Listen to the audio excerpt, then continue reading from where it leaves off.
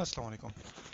آج کے لیکچر میں ہم پڑھیں گے کہ امیزون کے ڈفرینٹ بزنس ماڈلز ہیں اور ان بزنس ماڈلز میں کیا ڈفرینس ہے، ہم کون کون سے بزنس ماڈلز پہ کام کر سکتے ہیں، ایز اے انویسٹر کون سا بزنس کتنے بجٹ میں ہوتا ہے، اور ایز اے ورچوئل اسسٹنٹ ہم نے کون سے بزنس ماڈل پہ کام کرنا ہے۔ تو یہ گریجولی ہم پڑھیں گے، بیفور دیٹ ہم ان بزنس ماڈلز کو سمجھتے ہیں۔ اچھا، امیزون کے بزنس ماڈلز ہمارے پاس تین ہیں۔ ایک ہے امیزون پرائیویٹ لیبل جسے ہم پی ایل بولتے ہیں، ایک ہے Amazon wholesale F B A. F B A میں نے آپ کو جیسے پہلے ہی لیکچر میں کہا تھا کہ فلفلمنٹ بائی امیزون، ٹھیک ہے۔ اور تھرڈ جو ہے امیزون ڈراپ شپنگ، جسے ہم ڈی ایس یا آن لائن آربیٹراج بھی بولتے ہیں۔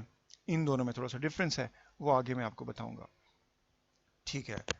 تو اب امیزون پرائیویٹ لیبل یہ جو ہے، یہ سب سے بڑا بزنس ماڈل ہے اس کا، امیزون کا۔ اور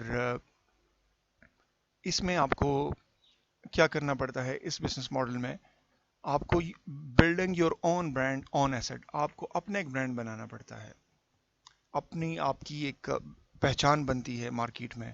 آپ اب ایک پروڈکٹ لانچ کرتے ہو جس پہ اپنا شروع سے بناتے ہو، چائنا مینوفیکچرنگ کمپنی سے بات کرتے ہو، چاہے وہ پاکستان ہے، چائنا ہے، کہیں سے بھی آپ ایک پروڈکٹ بائی کرتے ہو، اس کو ڈیزائن کرتے ہو اپنی مرضی سے، اور اس پہ اپنا ٹریڈ مارک، اپنا برانڈ نیم رجسٹرڈ کر کے اس پہ افیکس کرتے ہو، پرنٹ کرتے ہو، پھر اسی پروڈکٹ کو آپ سیل کرتے ہو یو کے، یو ایس اے، جون سی بھی آپ کی مارکیٹ ہے۔ تو اسی طرح آپ کی ایک پہچان ہوتی ہے، وہ آپ کے ہی نام پہ ہوتا ہے، اسی نام سے پوری مارکیٹ میں آپ جانے جاتے ہو، ٹھیک ہے۔ اس لحاظ سے پرائیویٹ لیبل بزنس کو آپ کو بولتے ہیں اون برانڈ یا اون ایسٹ کریشن یا بلڈنگ، ٹھیک۔ سیکنڈ کیا ہے، own identity in market place, وہی بات کہ آپ کی مارکیٹ میں اپنی ایک پہچان ہوتی ہے، آپ کے نام سے، آپ کے برانڈ نام سے آپ کی پروڈکٹ پہچانی جاتی ہے، ٹھیک ہے۔ جیسے ڈیل ہو گیا، جیسے ایچ پی ہو گیا، جیسے پیپسی ہو گیا، تو یہ سارے برانڈ ہیں، ان کے ناموں سے یہ پوری دنیا میں پہچانے جاتے ہیں۔ اسی طرح سے آپ کا بھی ایک پروڈکٹ ہوتا ہے جو اپنے ہی نام سے آل اوور دا ورلڈ جتنے بھی امیزون کے مارکیٹ پلیسز ہیں وہاں پہ جانا جائے گا۔ اچھا، sales price profitability criteria with your own choice, اس میں اس بزنس ماڈل میں آپ کو سیلز جو ہے وہ بھی آپ اپنی چوائس سے لے کے آ سکتے ہو، اپنے کمپیٹیٹر کو چنو گے، اس کے حساب سے آپ اپنی انوینٹری لے کے آؤ گے، اور مارکیٹنگ اسٹریٹجیز اپلائی کر کے آپ اپنی سیلز جنریٹ کرتے ہو۔ آپ کی سیلز زیادہ ہوتی ہے، آپ زیادہ انوینٹری لا کے آتے ہو، سیلز اچھی نہیں ہے تو آپ کچھ یونٹس لا کر اس کو ٹیسٹ کرتے ہو، اگر زیادہ ہوئی تو آپ اس کو فردر ایکسٹینڈ کرتے ہو۔ پرائس پروفیٹیبلٹی، یہ پرائس جو ہے یا پروفیٹیبلٹی کرائٹیریا، یہ بھی آپ سلیکٹ کرتے ہو کہ یار سیم پروڈکٹ مارکیٹ میں اور کمپیٹیٹر بھی سیل کر رہے ہیں، تو اب آپ نے ایسی پرائس رکھنی ہے جو ان کے ساتھ کمپیٹ کرے، جس میں آپ کو پروفٹ بھی بچے، جو مارکیٹ کے جتنے بھی سٹینڈرڈز ہیں ان کو بھی فالو کرے، ٹھیک ہے۔ تو یہ بھی سارا کرائٹیریا جو ہے آپ اپنے ہاتھ سے سلیکٹ کرتے ہو۔ دوسرا ہے آن کریٹیوٹی کسٹمائزیشن، اس ماڈل میں آپ اپنی پروڈکٹ کے خود کریٹر ہوتے ہو۔ فار ایگزامپل مجھے ایک پروڈکٹ چاہیے، وہ ڈائگنلی اچھی نہیں لگ رہی، میں اسکوائر میں بنا لیتا ہوں، میں اس کو سرکل میں بنا لیتا ہوں، تو اس کو کسٹمائز کرتا ہوں، یہ برانڈ نیم اس ڈیزائن میں ہونا چاہیے، اس کا کلر یہ ہونا چاہیے، اس کے لینتھ کو میں یہ رکھتا ہوں، اس کے ڈائمینشنز۔ تو پوری پروڈکٹ جو بنتی ہے نا، وہ کریٹ ہم خود اپنے ڈیزائن سے، اپنے مائنڈ میں جو آئیڈیا آتا ہے کسٹمر کے ڈیمانڈ کے حساب سے اس کو ہم سیٹ کر سکتے ہیں۔ تو یہ پرائیویٹ لیبل میں یہ ایک اور آپ کو ایک ایز مل جاتی ہے کہ مارکیٹ کے حساب سے، اپنے چوائس کے حساب سے آپ ایک نئی پروڈکٹ کو لے کے آ سکتے ہو۔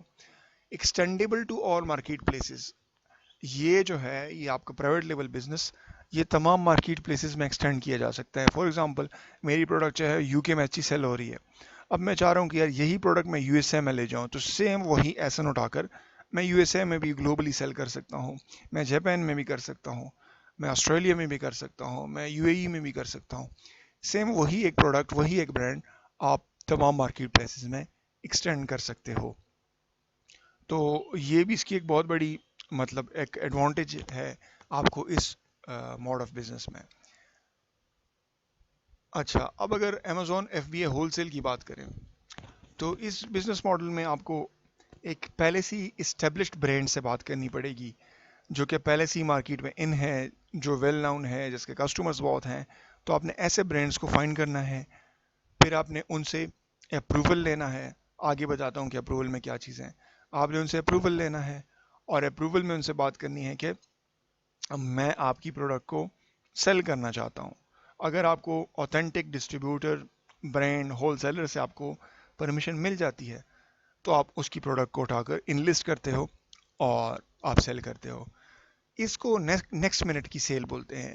آج آپ کو اپروول مل گیا، آج آپ نے اپنی پروڈکٹ انلسٹ کر لی، اور اسی دن آپ کو سیلز بھی آنا شروع ہو جاتی ہے اگر آپ بائی باکس ون کرتے ہو. ٹھیک ہے.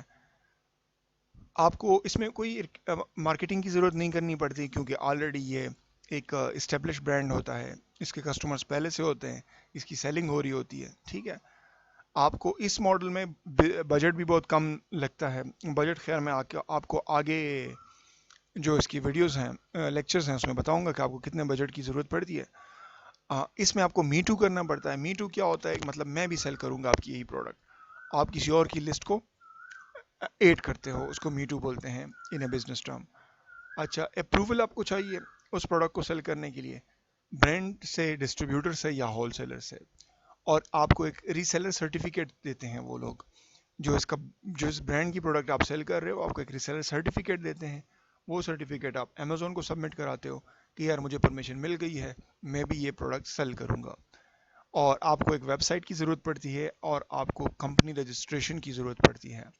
آپ اس کمپنی، رجسٹرڈ کمپنی کے تھرو اپنے برانڈ، ڈسٹریبیوٹر، ہول سیلر سے بات کرتے ہو، اور وہ آپ کے ایک بزنس پورٹ فولیو دیکھ کر ہی آپ کو اپنی پروڈکٹ سیل کرنے کی اجازت دیتا ہے. ٹھیک ہے. تو یہ اس کی ریکوائرمنٹ ہے. تھرڈ ماڈل کو ہم دیکھیں، ڈراپ شپنگ کو. تو امیزون کے ڈراپ شپنگ ماڈل میں آپ کو پروڈکٹ سیل کرتے ہیں جو کہ پہلے سے امیزون پہ سیل ہو رہے ہوں.